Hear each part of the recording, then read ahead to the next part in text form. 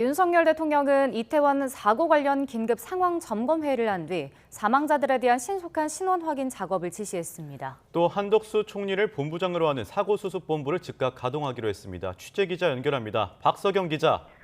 네, 정치부입니다. 네, 이 윤 대통령이 오늘 새벽 용산청사에서 정부 서울청사에서 긴급 회의를 주재했는데요. 어떤 지시를 내렸는지 설명해 주시죠. 네, 윤 대통령은 오늘 새벽 2시 반쯤 용산청사에서 중대본이 가동되고 있는 정부 서울청사 상황실로 이동을 했습니다.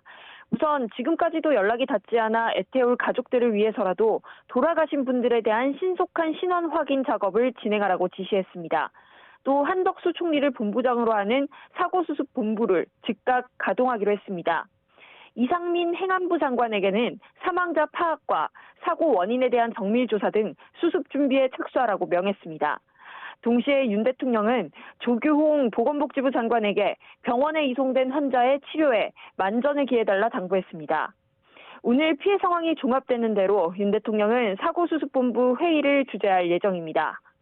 이에 앞서 윤 대통령은 구조 작업이 진행되고 있던 오늘 새벽 용산 대통령실 위기관리센터에서도 긴급 상황 점검 회의를 주재했습니다. 윤 대통령은 환자 후송과 구호, 신속한 이송과 치료가 최우선이라며 구급차 이동로를 확보하기 위해 필요한 조치를 이행하라고 했는데요. 특히 김광호 서울경찰청장에게 전화를 걸어 환자 이송이나 치료 목적이 아닌 차량 인원을 철저히 통제하라고 주문했습니다.